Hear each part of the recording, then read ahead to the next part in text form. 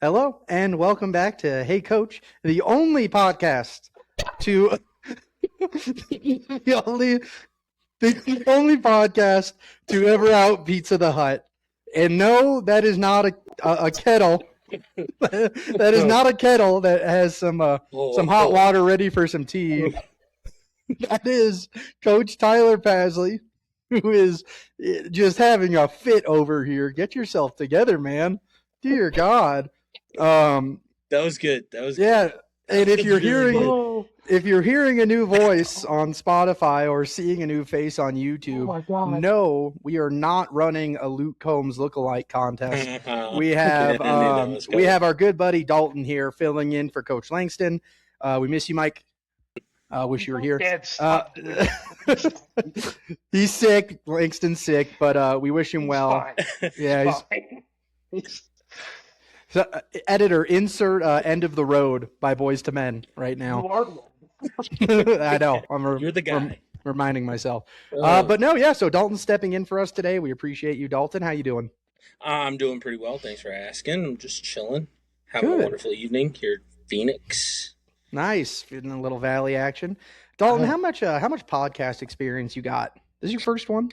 No, this is not my first podcast. I've done a lot of really bad ones, so I'm excited to get on the right side of things here at Hey Coach, and get to talk about some things that can really help some people out. You don't have to suck up. You're already on it, but we appreciate that. Yeah, but that kick button isn't that far away. But no, we appreciate you joining, especially such short notice. Paz, how are you, buddy? I'm on well. That was unhinged.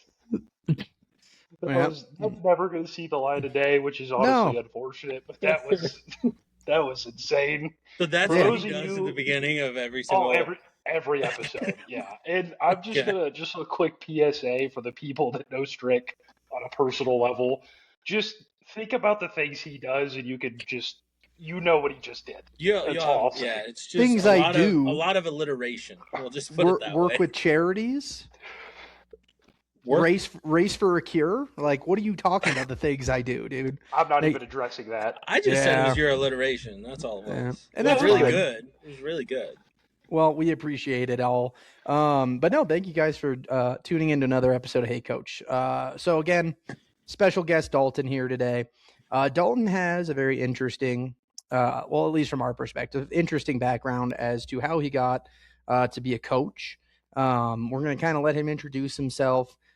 So Dalton, start out. Just tell the people who you are. Don't get too much into coaching yet, because we want to save that sweet stuff for about 5 minutes and 17 seconds in. So just let the people know who you are.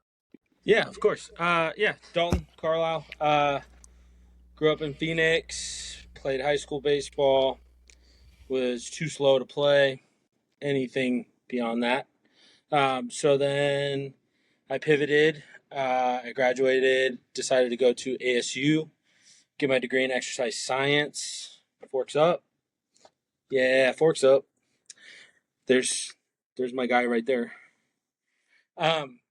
So I went to ASU. I worked at a physical therapy clinic for a long time. Figured out how the body moves, what needs to move where. It got to be COVID, and I didn't know what I wanted to do. But that was when I first met Tyler. Was in 2019 Fall League. # shout out. Still got it. Have that? Oh, that's yeah, sick. I still got that. I keep everything. So about that time, I started to figure out what I wanted to do. And ASU has a master's program in sports law. That was pretty interesting. So I went and did that. That was a super cool experience. I got a lot of perspective on what baseball is outside of just the game. And sort of how it works. And so I did that. Part of that was to continue doing an internship where I was at Push Performance. It's kind of like tread, driveline, that whole deal. But I like Push a little bit more because they focus on the athlete. I feel like there's some times where a lot of those bigger gyms can get into sort of cookie cutter stuff. We can get into that later. But I spent my time there, did a year, did 6 months strength and conditioning, 6 months of pitching under those guys. And then now I coach 12, 13, 14U baseball in Gilbert, Chandler area. But yeah, that's sort of who I am and a little bit about me. Nice. Well, Real quick. He glossed over the fall league thing, and it needs to be said. This is not hyperbole. I'm not saying this because you're one of my best friends. The hardest worker in 2019 for the Arizona Fall League. So before I got to know him, he just it would come up to me, go, "Hey, what do you need done?" And then I would give him like the smallest task. It's done like this. He comes right back, goes, "Hey, what else?" And I go, "Dude, I don't have anything. That's it." And then he just go like, "Are you sure?" Like, just that's the kind of guy he is. Well, you just got to make sure things are done. Yeah, it coached with us with NASBA. Yeah, a little bit. I was up there for a couple weekends. Yeah. Yeah, but, just big time fall league employee. You glossed over that too much. I just appreciate that. Yeah. But yeah, it was a good time. It was fun. That was cool because in the fall league, at least where I was positioned in the organization, I got to go. Like, you were tied to Peoria for the most part, I feel like. But they put me sort of everywhere, all over the place, which I thought was a little cooler. I wasn't attached to a team, so I didn't get the same kind of experience you did. But jumping around from stadium to stadium and getting to see sort of behind the curtains and how all that works, so that was pretty fun. That was really cool. Heck yeah, dude.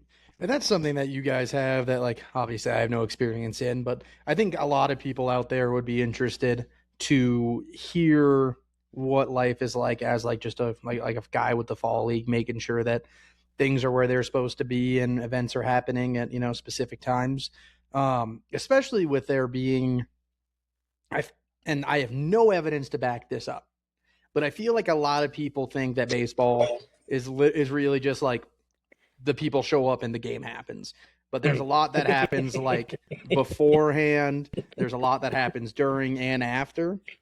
And I'm not saying like the educated ball knower. I just mean like people who show up to a game, right? Yeah. Mm-hmm. People who show up to a game are just like, oh, it's just dirt and grass. It's here. The players just show up and they go. Like that's not how it works. So I'm sure there's a lot of people out there who would like to hear that. Maybe you guys start your own podcast called The Fall Guys. Fall Guys? That feels like we're taking the fall for sponsored by the Hey Coach podcast. Oh, okay. You guys are, it's like an upside down pyramid. We give you guys viewers, you give us money, and for every podcast you guys start, it's a bit of a scheme, like a pyramid scheme. Okay. Yeah, which is a good thing. When I went looking for this thing, I also found this, and I felt like you guys would appreciate it. This is the 2021. That's the Green River long Killer. Hair. That was when I was at Camelback Ranch. That was my Camelback Ranch card. All access. That boy's getting into access. I can go any bathroom he wants. Dude, the bathrooms at Camelback were terrible. That place is a dump. Hey, hold on. Dude. Look, again, they just built it in the wrong orientation. You flip that whole complex 180 degrees, it's perfect. You gotta stop going after these organizations and entities, that's the city dude. of Glendale. That's the city of Glendale. Yeah, don't go Except after the city of Phoenix Glendale. owns it and runs it. Yeah, that's what I just said. All right. Anyway, real quick to add on to that, there should be a podcast where we just go on the fall league, because I know that I could talk for an alarming amount of time about it, because there's just so much. Like, part of my job was counting ticket stubs during the game. That was my favorite part. Yeah, there's just so much crap that goes into it, but we definitely should changed it all. Point. Yeah, so make sure to tune in to our newest show on the Hey Coach Podcast Network, The Fall Guys, with Dalton Carlisle and Coach Tyler Pasley. But no, we're all excited for that. But let's get into it. So we want to give Dalton a little chance to maybe highlight some stuff about his baseball knowledge, about his background, before we maybe start talking about some more things specific to coaching. So Dalton, we know who you are, you've told us, but kind of tell us about you as a coach. When did you start coaching? Where did you start? If you want to shout out where you are now, that's fine too. But just kind of let us and the folks at home listening or watching, let us know who you are as a coach, and how did that come to be? Yeah, I think it was a natural progression from stopping playing. Stopped playing, and I still wanted to be attached. I wanted to be close. I wanted to be around it. I don't have any brothers or sisters. I'm an only child. So like that locker room and those guys, like I was really attached to those teams. And then it's done. It's over. No mas. And so it took me a little bit to get to sort of where I wanted to be. And then I got into ASU for the exercise science degree. And that's where I really like understood the difference between like a coach and a player, right? Like the coach picks up on other things that the player shouldn't focus on, and rightfully so. Because I think a lot of what we as a coaching community have done by becoming so mechanical is we've lost the flow. Like I'm coaching a lot of these kids. Like I said, I was 12, 13, 14. I'm a 12, 13, 14U coach right now. They have no flow. They have no rhythm. They have like the kids don't play. You know, like we literally had our 9U team play freeze tag for an hour, and that was part of practice because you have to like the kids need to get comfortable moving in and out of things. And I think the coaches have more of an opportunity to look and watch and evaluate a player.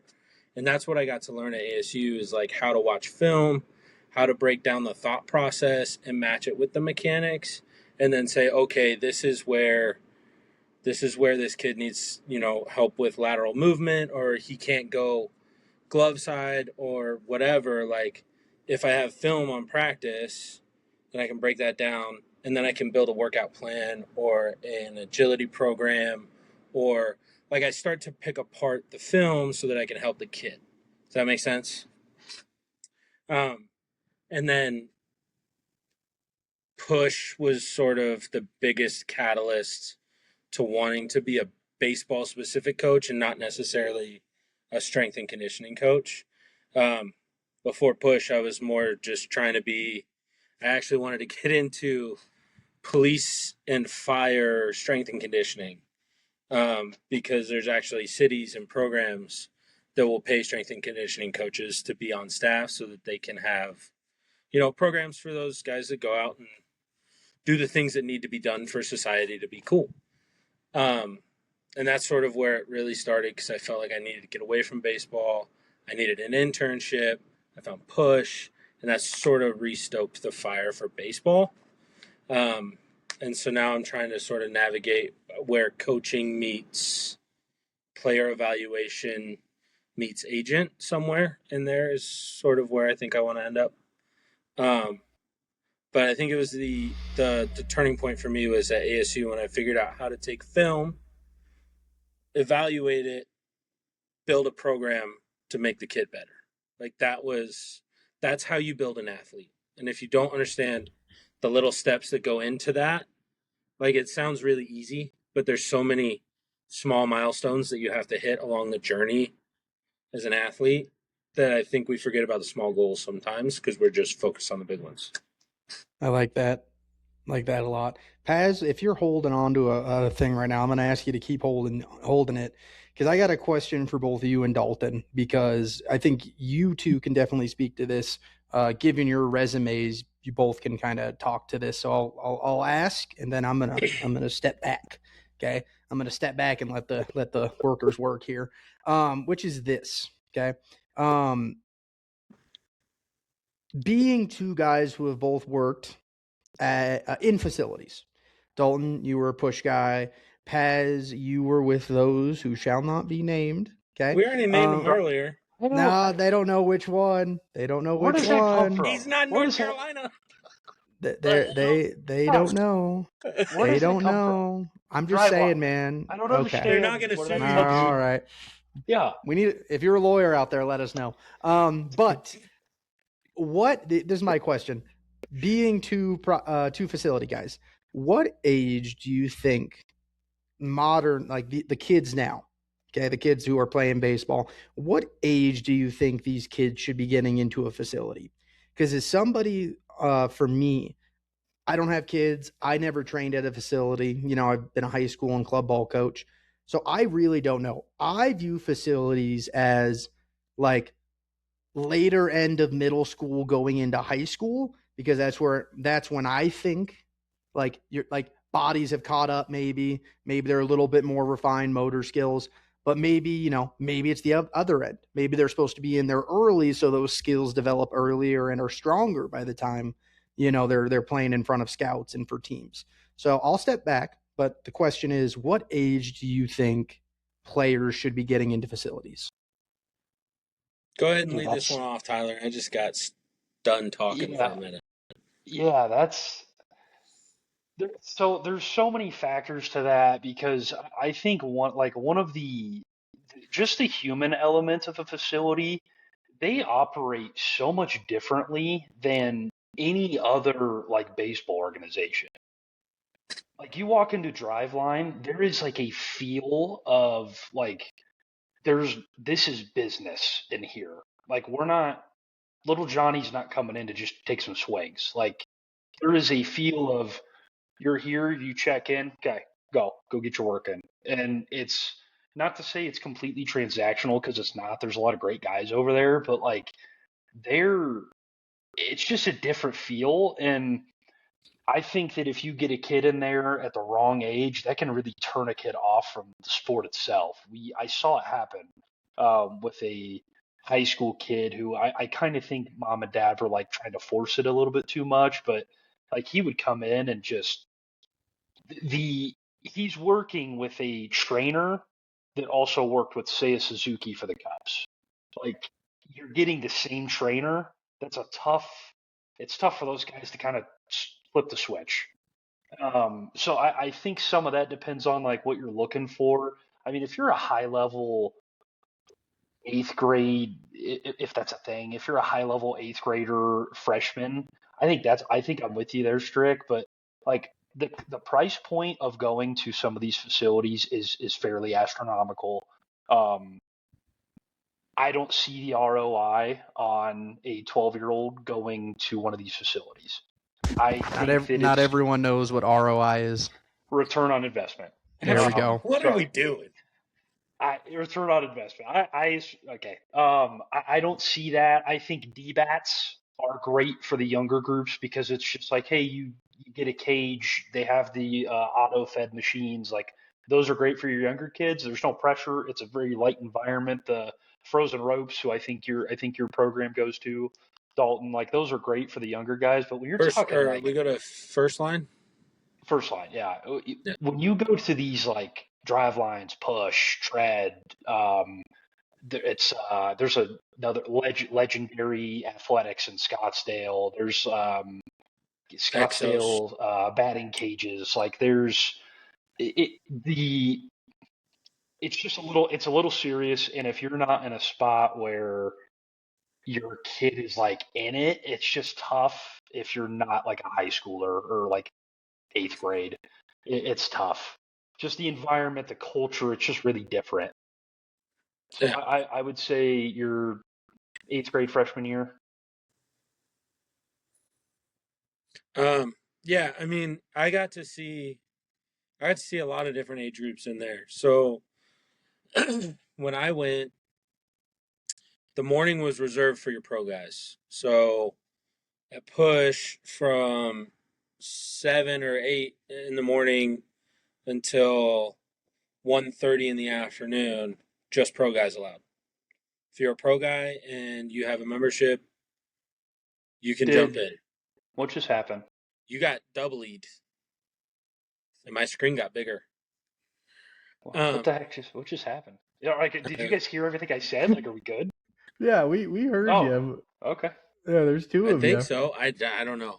Dude. He stopped talking and I started. Okay. Dude, this guy, Dalton. I don't know what just happened. It's like playing cards with my brother's kids.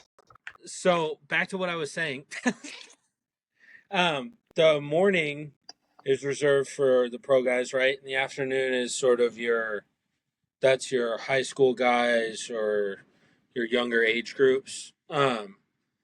I think that a really good strength and conditioning program is much more valuable at a younger age than a skills position coach. There's no reason a 12, 13, and 14-year-old should have a private pitching coach and not a strength and conditioning coach. Because those years are where your body is basically preparing for how it will handle puberty. And if you can set it up, and there's a little bit of, well, there's a lot of people that maybe disagree with that. But in my viewpoint, if you build the CNS to be able to handle workload, then as your Central body nervous system. scales, central nervous system, yeah. So that's your motor patterns. That's squatting, hinging, lunging, overhead, press, vertical rows, like your basics. Let's get really good at those and get our body to where our CNS, central nervous system, and our PNS, peripheral nervous system, can communicate, and I can be body aware. Like, a lot of my kids are not body aware, and that literally just comes from them not playing sports and them not understanding how to move their bodies. So I think if you can bypass a hitting and a pitching coach for somebody that can maybe teach you how to move your body, how to jumpstart your hips, how to control your hips. Hip shoulder separation is the most important thing in any rotational sport, because you need to catch the ground energy, right? And then you need to transfer it, whether that's throwing or hitting. Throwing a frisbee, throwing a baseball, throwing a football, the spine has to rotate, and you have to carry the energy across your body. The better you get at doing that early, I think it pays off more in the long run.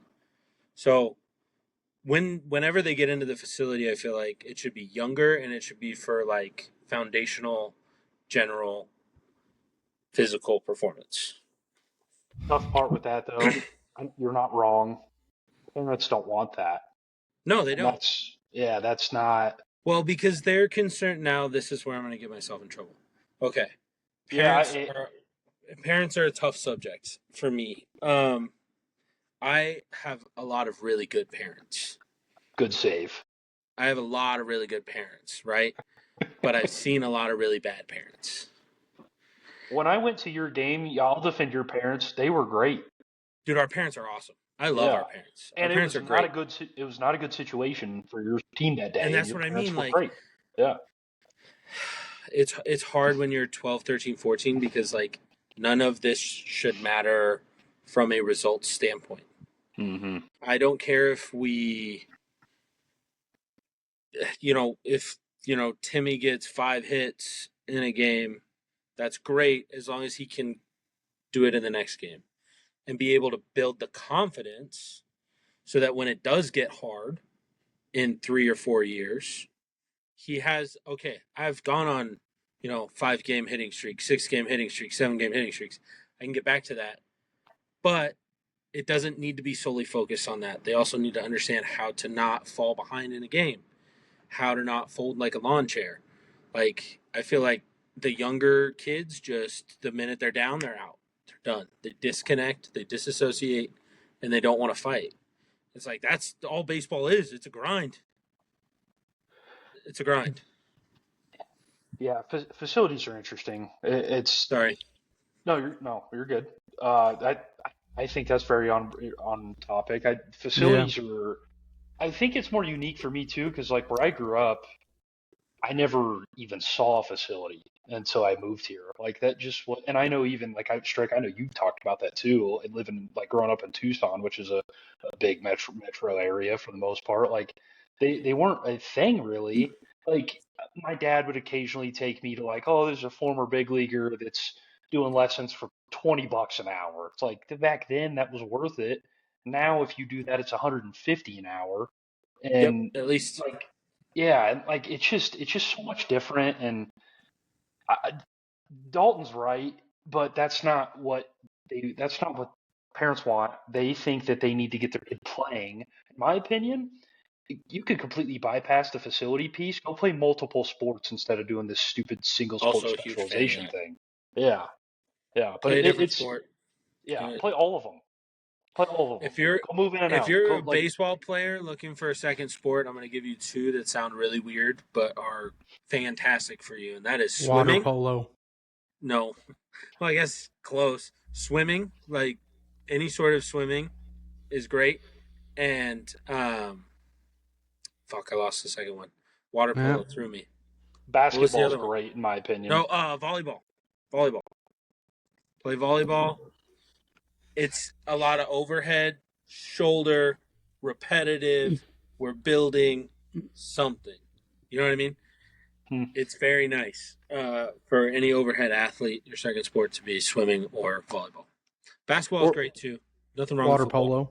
Water polo is not bad. Water polo is good because you do a lot of hips. You got to do a lot of hips. You're treading that water, dude. It's a lot of core. Well, that's all coming from their hips. They're moving their feet around under the water. I was gonna say you can't see mine right now, but my feet are going. Dude, I'm doing the exact same thing. Duck. They're flailing. Yeah, dude. Flailing. Dude, if I was in a pool right now. Okay, what are we doing? If I was in a pool right now, dude. I had to do it one time, Coachy. Sorry. Ooh. But yeah, play multiple sports and don't get a hitting or a pitching coach until you're in high school. I like it. No, all great. There was one facility when I was growing up called the Yard. Good really name. Cool, really great name. It was in a half of an old warehouse. But what they did. It was really cool. They did like 5 or 6 pitching machines. Then they had just like a couple cages, a couple of bullpens. But their main source of business, that was their main source of business, was giving people a place to come and hit. And like people did lessons out of them too, which I think was really cool. But what I thought was like, it was fun, was the facility would put teams together based on the kids who would go there.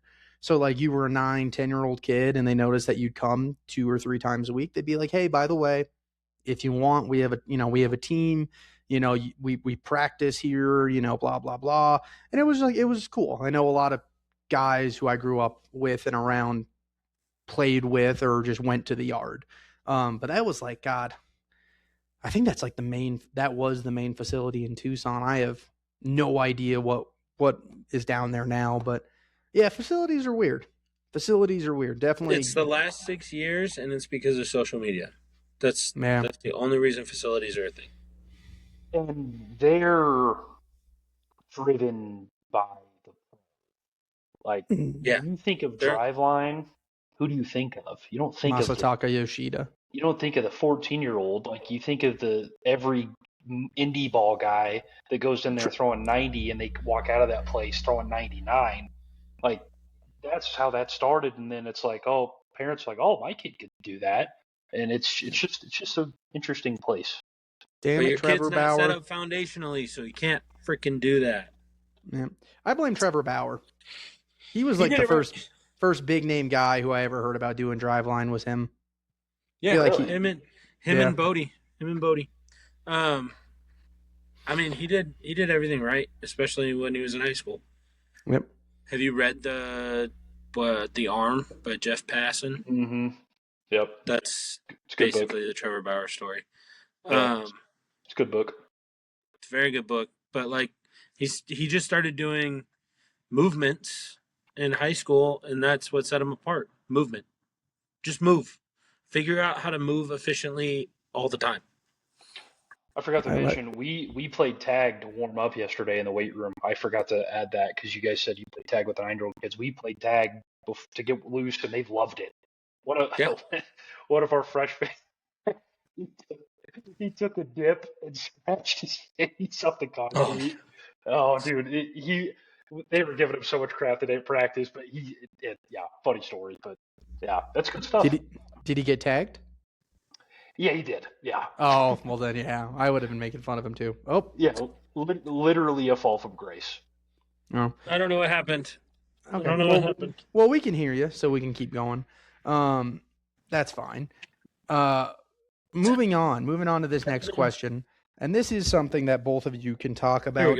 It's more a question directed at Dalton, because I'm interested in hearing your perspective on it. Paz, if you have something to add here, please go ahead. So Dalton,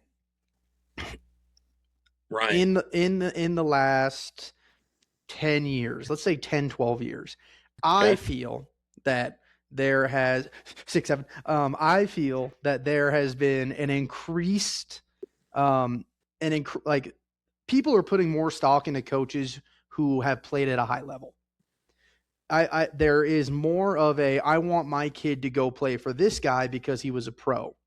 Maybe not knowing anything about how they are as a coach or their coaching style.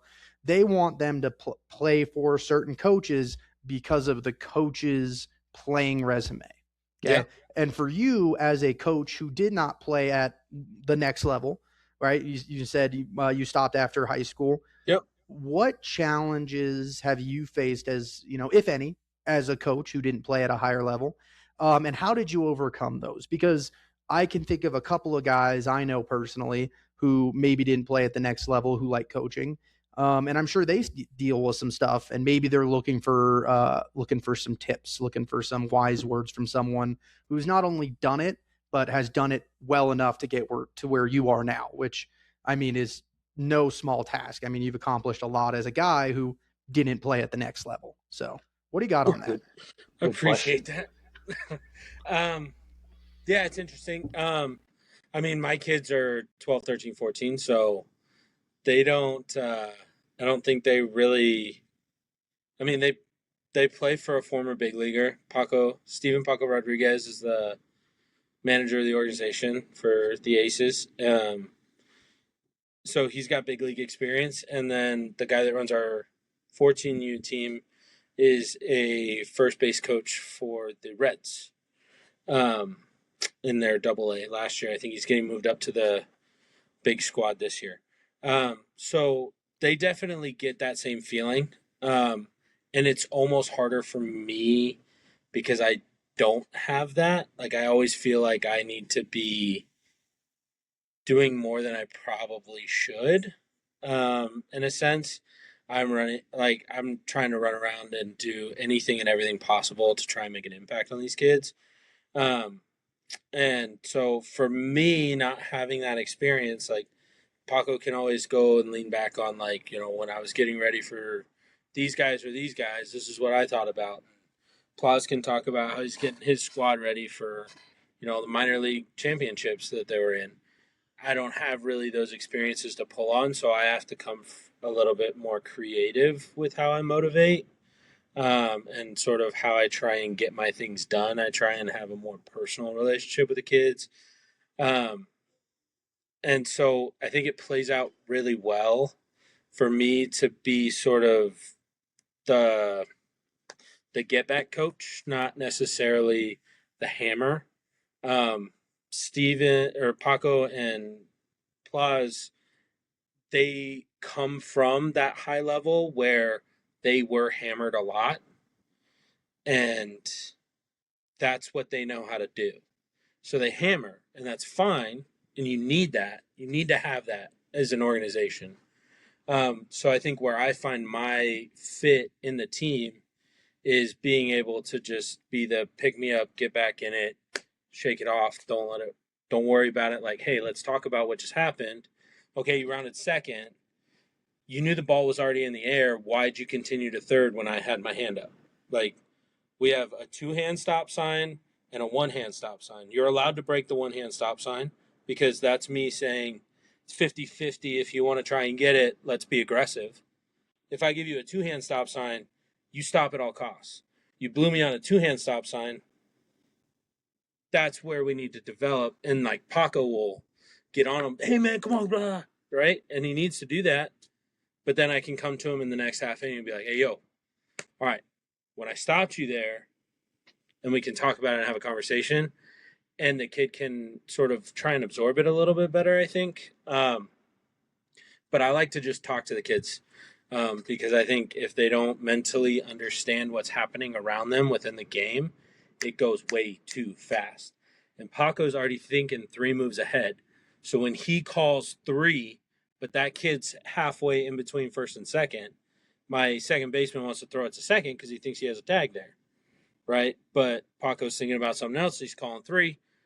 And there's like things that these kids don't think about sometimes that I think he's from such a high level and he expects so much that I think there's a lot these kids haven't been exposed to. And so I just try and talk them through that. But it's hard. It's hard not having that experience and trying to help these kids out for sure. Something I battle every time. So while Paz is giving his little spiel, I want to expand on the question for you and give you time to think on it. What have you done as a coach in your current position, meaning you stopped playing in high school, you are coaching among some guys who played at higher levels. What have you done to maybe combat some of those negative feelings? You know, because imposter syndrome is a thing. We've all experienced it. I experience it almost every day, you know, with a lot of stuff, and it's a part of coaching right now. So let's say there's someone out there listening who's going through what you've already gone through. What are you going to tell that person? Hey, this is how I got there, or hey, this is what I did. So you think on that, Paz. I can tell you're red. You got something you want to say. So what you got? Yeah, I didn't. So when I first started coaching, I didn't like growing up in small town Illinois. There was like a handful of guys that it's like, oh, you have that kind of resume, and it's like they're the guy, right? I went going into my senior year of baseball. I went to Chipper Jones's backup in AAA. Like he was my hitting coach for whatever 3 months. Like he was like, hey, that guy who played with Chipper, like he was a good career minor leaguer, like elite hitting coach kind of guy. Like that guy was good. Price point back then was not 150 an hour, so it was like families could do it. A little bit different. I think now social media, club ball teams, they have these guys that are like Paco's a good example. What he had a career in the majors, had some success. I think injuries kind of killed him, if I remember correctly. Like Yeah. why wouldn't you want to go play for that guy's organization? Like you see the Dodgers next to Paco Rodriguez. Like my 12-year-old can go play for that guy. Here's part of the issue. Are you playing for him or are you playing for Dalton? And that's kind of where that imposter syndrome can come in, I think. But I'll give you my experience with it when I first moved here, and it was my first coaching job here. I was coaching for a facility called the Tap House with your boy Striker, Strike, who you don't think is real. Striker is a fantastic human. Not real, not a real human. He would That's a love him. great name. That's an Yeah, elite name. he's the man. Pitched at Utah. Okay. Had You? some records there. I don't know. I don't know. I think it was saves. Like he had some records there on the mound. Opened up a facility, and he not only does he have the resume, he's an elite people person. Like he could talk to anybody. People loved him. They gravitated towards him. He was a straight shooter. He didn't BS you. His price points weren't very high. Very attractive. He brought in an ASU pitcher, a former ASU infielder. He had a career minor leaguer. He had this guy from New Jersey who was like a Hall of Fame high school coach. And he had me. And I'm like, why am I here? And like I'd watch these ASU guys who, and like that's a school that like when I was a little kid, I was like, imagine playing there. Of course, I never had the ability, but like big time pedigree, like yeah, Forks Up, great, like just big time baseball program. And like I'm listening to these guys talk. I'm like, I have no business being here, none. Like parents are paying for that. They're not paying for the guy that had a cup of coffee in JUCO because his body failed him. Like they're paying for that. The imposter syndrome is so real. And then I went and coached with Gerald Laird, who played in the big leagues for 13 years and caught Justin Verlander in the World Series. Guys like him process the game. They're 10 plays ahead at So least. fast. Oh my God, it's insane. And I'm 22, coaching Gerald. Gerald had been done playing for 3 or 4 years. His brother was successful in Korea, just like big time baseball family. And I'm like blown away by the simplest stuff from Gerald. And you see his name, you want to go play for him. Here's where I'll kind of, this is probably where Strick will say I'm poo pooing people. Not all those guys know how to coach, and sometimes they are such a hindrance to your kid because they see the game at such a level and they can't connect with a 10-year-old kid that's just like, I swung, I don't know. Like all those guys aren't the best coaches. And I think part of the issue too is a lot of club ball teams have dads, a lot of club ball teams have big leaguers. like you just get a weird mix, and it's tough to address the last 10 years has been putting a lot of stock in these like elite level coaches. Not all of them are elite coaches. They just have an elite resume. Like I think pedigree and like having all this background is not always a good thing, because Gerald, he's now the head coach at Saguaro High School. He's going to do a great job there. That dude could coach a 6-year-old just as good as he could coach a 21-year-old Dominican when he was with the Rangers. Like he gets it. I've Which coached with other. which Go ahead. Saguaro is he at? Scottsdale, the yeah, The big Saguaro. Okay. Yeah, he yeah. Shout out Gerald. Go get him, baby. Yeah. So like he's really good, but like that's just not always. It's not. If you're a parent listening to this, or you have a kid listening to this, like you need to do more research than just like he played in the big leagues. You need to talk to him. Like if you're gonna go pay $150 an hour for a lesson, you need to know that this guy actually cares. Gerald, you talk to him, that's a passionate dude who wants nothing but greatness for every kid he coaches. He has no reason to have that. He played 13 years in the big leagues, has the pension, has the gold card, the whole deal. I've met other big league guys out here in Arizona where they do it for the paycheck. So it's just, it's a tough mix. I don't know if I answered the question great, but like that's been my experience with it. And imposter syndrome's real, but kind of to last piece here, don't have imposter syndrome. Just learn. Those guys are a valuable resource, even if they're not good coaches. They know ball. Like, just learn and give yourself some time. You'll get there. I'll say this. It's kind of that idea that not all great players are great coaches, and not all great coaches were great players. I'll give this guy a shout out. We've talked about him before on the podcast. Coach Fonzo, not a great player in his time. I would let my kid play under Coach Fonzo as long as they wanted to, because he is such a good coach, because he's such a good human, that if I gave my kid to Fonzo and I said, hey, coach him for the next 8 years, that kid's getting parented at home. He's probably getting parented at practice, because Fonzo does not let stuff slip. I mean, there are people out there who were not great players who are fantastic coaches. And again, there are great, fantastic players who aren't great coaches, and we've all seen it. So yeah, if you're somebody out there who maybe you weren't the best in high school, maybe you weren't, maybe you didn't play past high school, but you're passionate and you care about the people, coaching might be perfect for you. You might be able to see the game in a different way that makes more sense. And I can tell you right now, for me, seeing the game from a coaching side makes a little bit more sense for me than when I was a player. Like I went to college, did my 4 years, but as a coach, I understand the game and I can digest it a lot better than when I was a player. And sometimes it's just about getting out of your own head. Like I was so in my head as a player, now as a coach, I'm like, what do I have to be in my head about? Like I just need to be there for the guys and make a couple of decisions a game. They're the ones who have all the stress. I'm just here.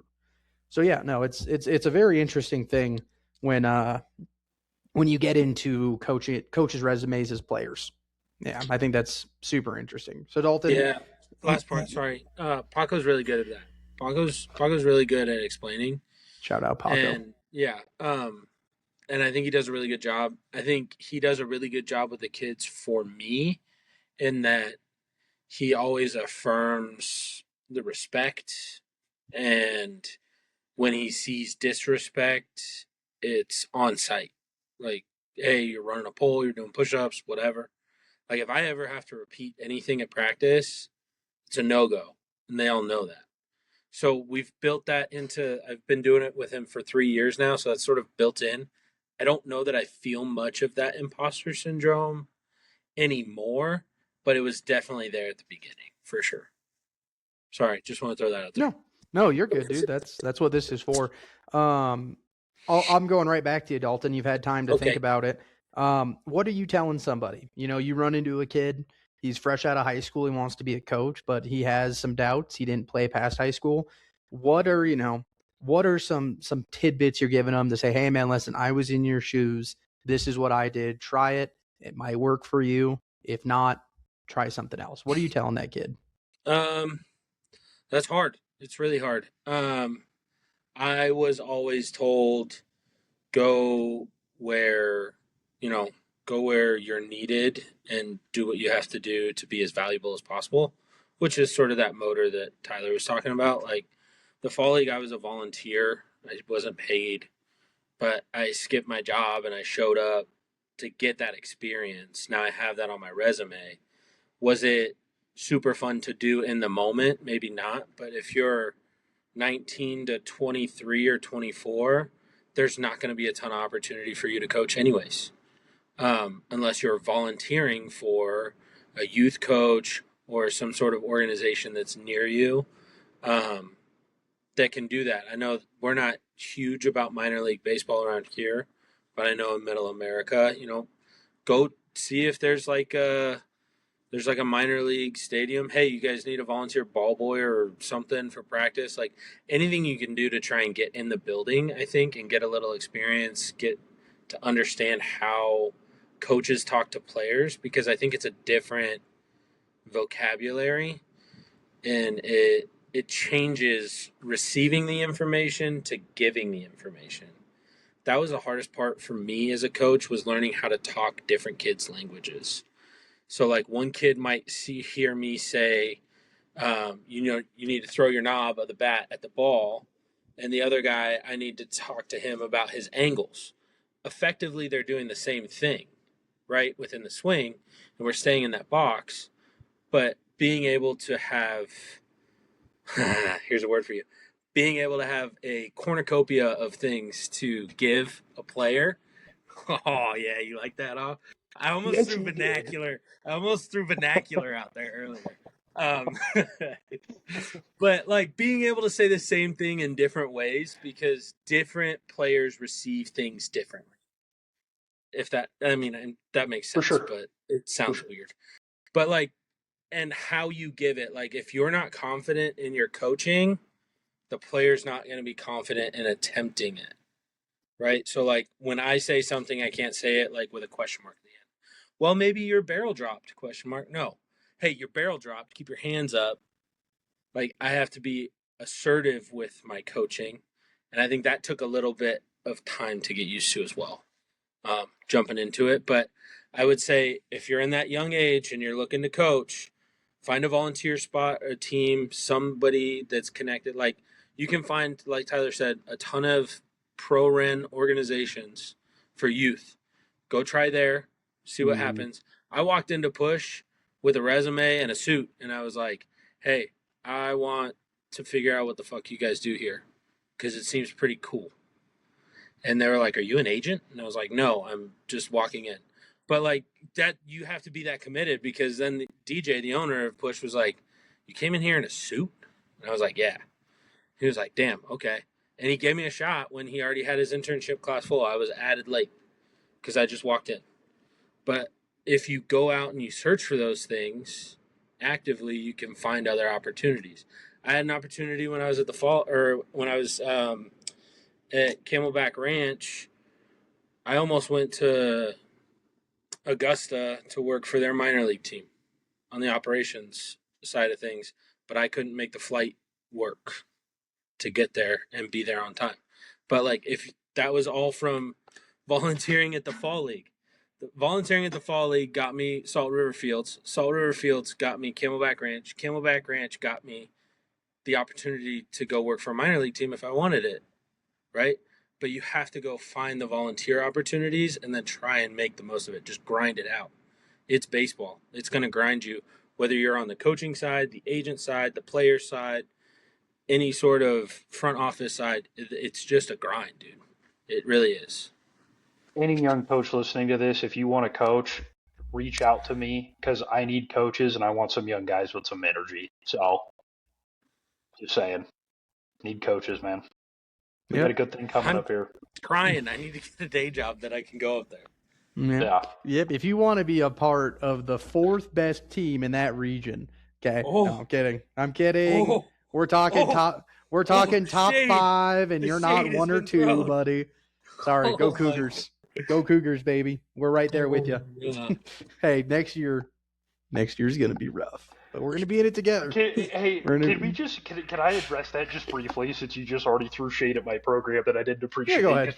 Okay, so next year, And I do want people to know I complained for just so much for one day. That's what I gave myself. Arizona high school baseball, high school baseball everywhere is just kind of crazy. Our region next year has the state champ, the third place team, the sixth place team, um, and then Show Cougars. four other teams that were in the playoffs. That's including Sholo. That's including us. That's including Blue Ridge. Insane region. Yeah, insane. The travel's crazy. Like Strick's gonna be at show, or can I say that or no? I mean, it's not confirmed, but sure. I'm trying to get there. Okay. Strick is trying to be a coach at Sholo next year. If he is there, he is going to have a 3-hour trip one way to go play a team. That's how crazy this region is. Again, I gave myself one day to complain. Now it's just like, let's just figure out how to be really good and let's grind. Yeah. So, but it's crazy. Imagine letting us drive 3 hours down from the misty mountains of northern Arizona just to get slapped. Whoever you are who's 3 hours away from Sholo, we're coming for you. Okay. Sounds like Tucson. No. Tucson's like not. 4 and some change. Yeah. No, that sounds like West Phoenix, like Southwest Phoenix. It's northwest. Northwest. Northwest. Okay. Yeah. Well, anyway, we're coming for you. Real quick, I got 2 more things. Okay. One more baseball, like thought provoking, and then one fun one. The baseball one, let's keep it kind of shortish. Okay. But this is a fun one. And Paz, I don't know if we've ever done this one, but who inspired you to be a coach? Who inspired you to be a coach? It can be a couple. It can be one specific guy. Like, I'll go first because I've been thinking about it. Okay. Rod Allen was my first varsity high school coach. Really awesome guy. He's an umpire down in Tucson. Rod Allen treated me very, very well. My last varsity coach, Kelly Johnson. That's awesome guy. You were gonna say. Yeah, big league experience. He's an awesome human. Lastly, are all the coaches I had in college. Like I was really lucky that I went to kind of nowhere, middle of nowhere, and I just had a lot of really good coaches. And I don't mean that they were like former big leaguers and had all this knowledge. I was just surrounded by coaches that cared.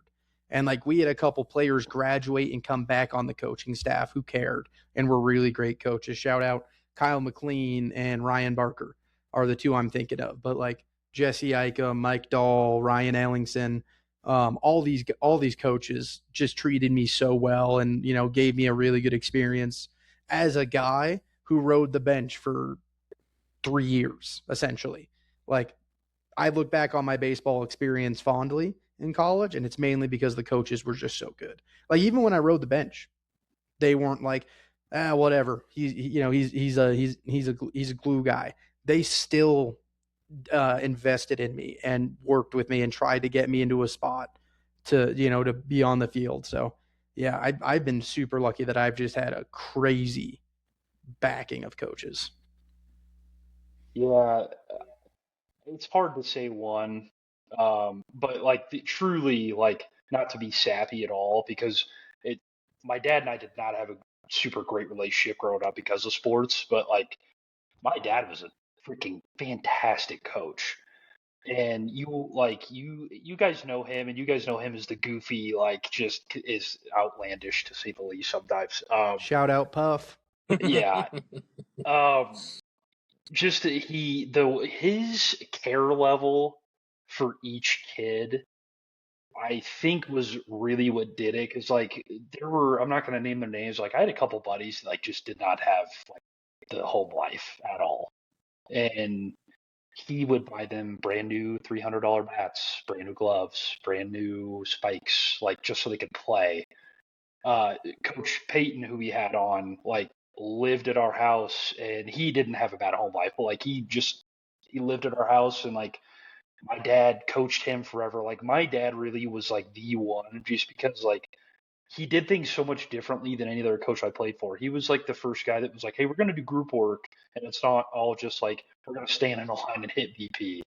Like we're going to hit tennis balls to get different feels, so I had to catch the barrel. Like we're going to run the bases. Like he definitely was the one. And I'm not going to go long on these guys. Cody Myers, who I actually only played for like 2 years, was a 2-sport D3 demon.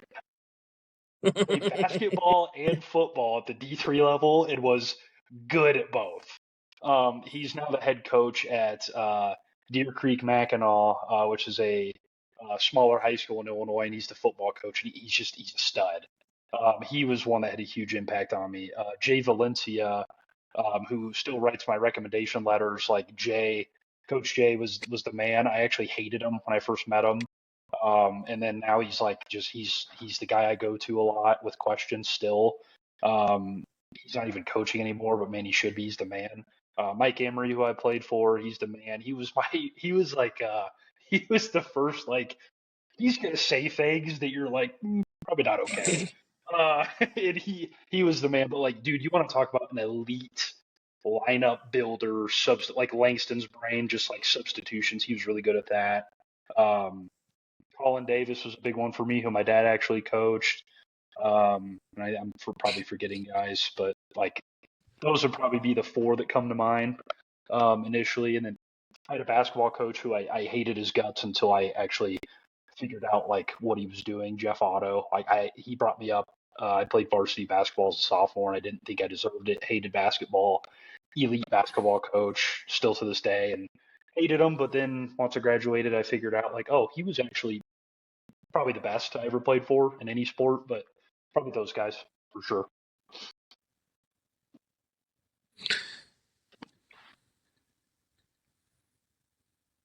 That's insane. That's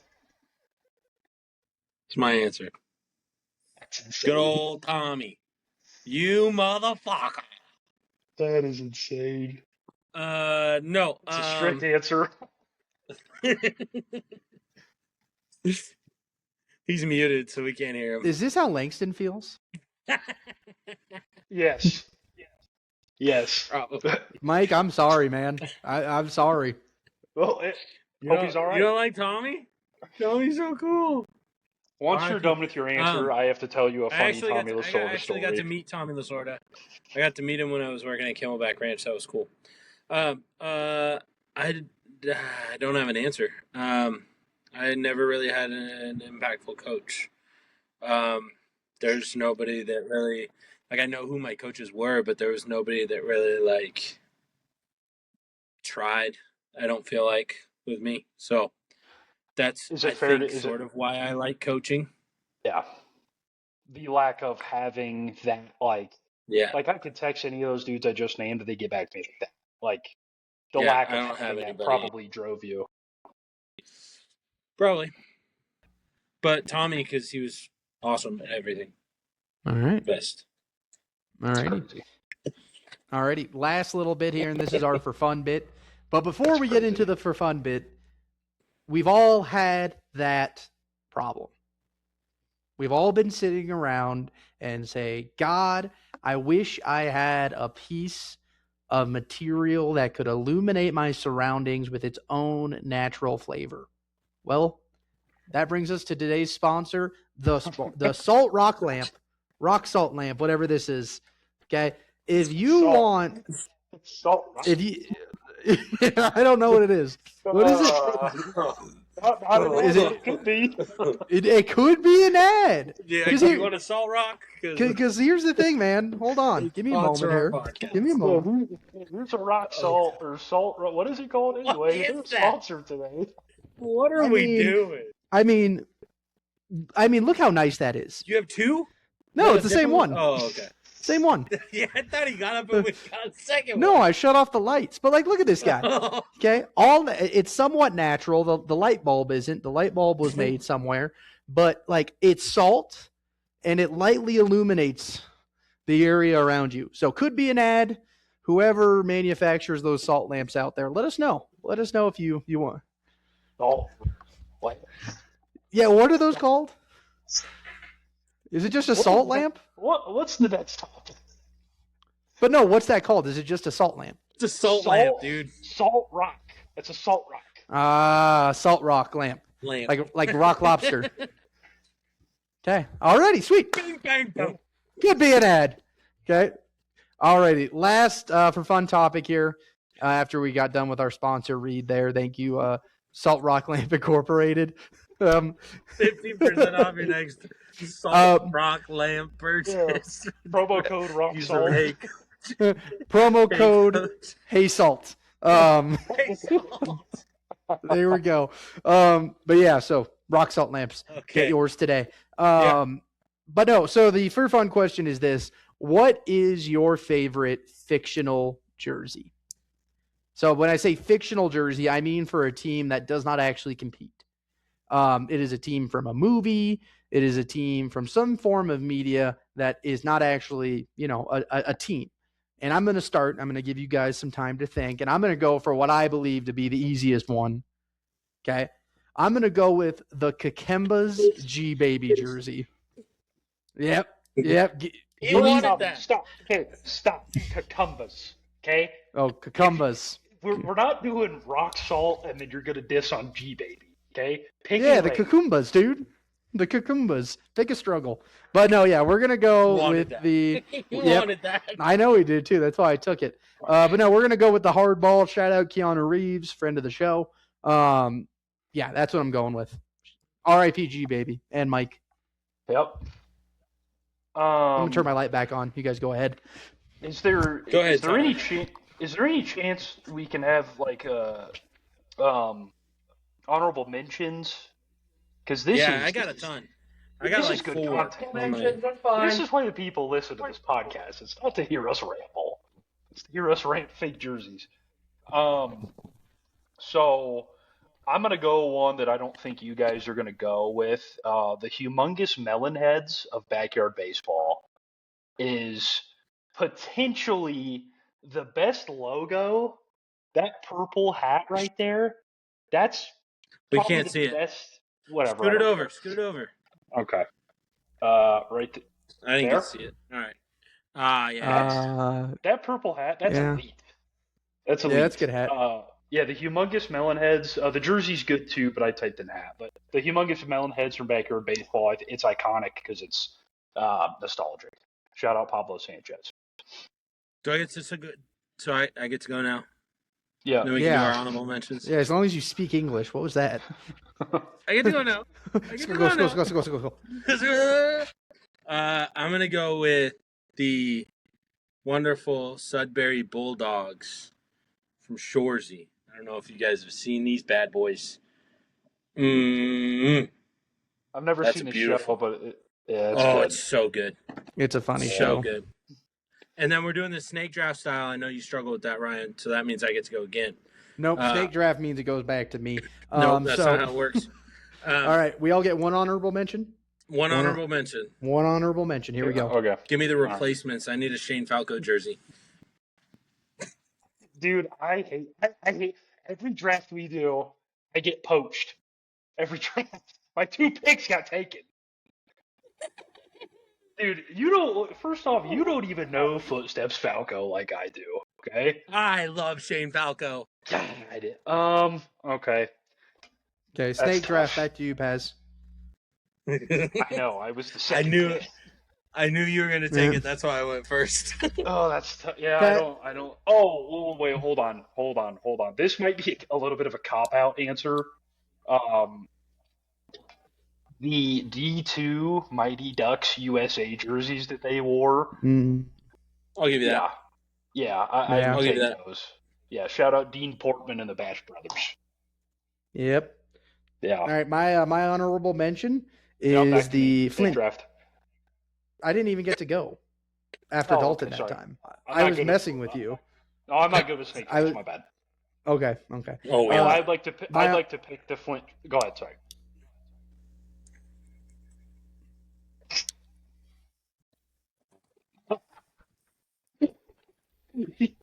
All right, I'm done. Go ahead. Okay, I'm picking the Flint Tropics from the movie Semi Pro. It's a fun one. It's a fun color. It's like Miami Dolphins colors. It's that like light blue with the orange. It's fun. Yeah, give me what's his name? Downtown Funky Stuff Malone. What's that guy's name? I like Yeah, Vakitis. Corn dogs, Jackie. Corn dogs for all these people. It's been so long since I've seen that movie. Oh, so good, dude. It's like the Titanic, but it's full of bears. Mean Machine from Longest Yard. That's a quality jersey. That's a good That's a good one. jersey. Yeah. That's a good one. Yeah. Let's see if I got another one. That's a tough question. There's like not a lot that come to mind. There's not a ton. I got one. Go ahead. The Mustangs from Gridiron Gang. That's a good one. That's a Give good me a one. Dwayne The Rock Johnson coaching movie. Come on. Yeah, that's good. Exhibit. That was a great movie. It's like the O coordinator in that movie. Shout out Exhibit, dude. Just 3 yards in a cloud of dust. Shout out Exhibit. the power eye, baby. That's all you need. Oh, the bench warmers. Bench Yeah. warmers. There you go. I like Carlos and Steve's jerseys a little bit better personally. Yeah. Steve's hardware or whatever it was. Yeah, dude. Solid. God, I'm trying to think. Close. Trying to think if there's Friday Night Lights. I mean, those are iconic. I was going to say Varsity Blues. That was a backup honorable mention. Yeah. Isn't Friday Night Lights a real school, though? Yeah, Yeah. Permian. Yeah. Permian. These But, are like, fictional they're- themes. Well, yeah, I was going to say the Happy Gilmore Bruins that's on me. jersey, but I figured you were going to throw that card. That's, But that's a that's movie. a real team, yeah. Yeah. But it's a real team. Same with the Blackhawks and the Griswold jersey. Yep. Yeah. I'll say I was this. just thinking about movies of Jersey, like movies with jerseys. That's all. The fictional football team in Gotham City, where Hines Ward returns a kick as Van blows up the stadium. Not good jerseys, but I'm just thinking. It's just Steelers jersey. Yeah, Hines Ward in that movie It's kind of returns that kick. It's a fun poll. Yeah, I can't really think of any others. I'm thinking of like the backyard base. Like I'm struggling to think of the movies and like the like the Eastbound and Down. Like I don't even remember what they're called. I don't. Dude, wait. Oh my God, dodgeball! Dodgeball. Dodgeball! The Average Joes in the Globo Gym. Just real quick. Name your favorite jersey from that movie. Go. You get 10 seconds. Straight Purple up Cobras. first. Go. Purple Cobras all day. Yeah. Okay, No. went first, but sure. No, Average Joes. You're all wrong. Dude. Boring. Those lumberjacks when they go, Yeah. "Are you ready?" And I thought for sure we were going with the sumo wrestlers. the lumberjacks. The lumberjacks are good. Oh, what a movie! What a film! Yeah, no, that's a Nobody makes me bleed my own blood. rest. Like consigliere. All right, R.I.P. Patches, dude. R.I.P. Patches over the land. Ian Duncan. Alrighty. Well, that's a fun place to leave off because we can leave it in the hands of our listeners and viewers. Do you have a favorite jersey that we didn't mention? Leave it in the comments. Message us on Instagram, however you want to get us that info. Please let us know. But no, I want to be the first to thank Dalton for, again, Dalton was not supposed to be on tonight. He was sitting in the bullpen, not expecting to go until Tuesday. And we called him up and said, "Hey man, we need you now." Next Tuesday. We called him up and said, "Hey man, you gotta get loose." And we gotta have I'm ready it in quick. 5, Coach. Ready in Yeah. 5. Let's Let's get get to ready. work. Yeah. So Dalton, thank you for being. Did you have fun, Dalton? Did you have a good time? I had a great time. Thank you for having me. It was a pleasure to be on. Okay. We'll be on anytime you call. Real quick, Dalton, plug your coaching Instagram. Do you got a coaching Instagram? I do, but I don't ever use it. Okay. Well, you can plug any Instagram you want. While he's doing that, make sure to follow us on Instagram at the Hey Coach Podcast. You can follow us on YouTube, subscribe there, and you can find us on Spotify, Hey Coach Podcast. Where can Like, people subscribe, follow? and resubscribe. All that stuff. Send us money so Paz can get a mic. Dalton, what's your Instagram? My coaching Instagram is Full Tension Performance, but if you want to follow the Aces, they're Aces Baseball. There we go. Paz, you got anything to say to help close us out, buddy? That was fun. That was a fun one. That was a fun one. Good time. That was a fun one. Well, Yeah. we'd like to thank you guys for listening to the Hey Coach podcast. Coming up on our 20th episode, which will be a pretty fun one. Not to spoil everything, but we've been drafting outside of podcasts for our 20th episode. So that's going to be a lot I of forgot fun. about that. Yeah, it's going to be a fun one. We'll tell you all about it, Dalton, when the recording stops. Okay. Yeah. But no, we'd like to thank you for listening. Mike's not here to say it. We miss him, but I'll say it for you. I'll say it for him. He didn't like Love you, Mike. last time. Yep. Love you. Love you.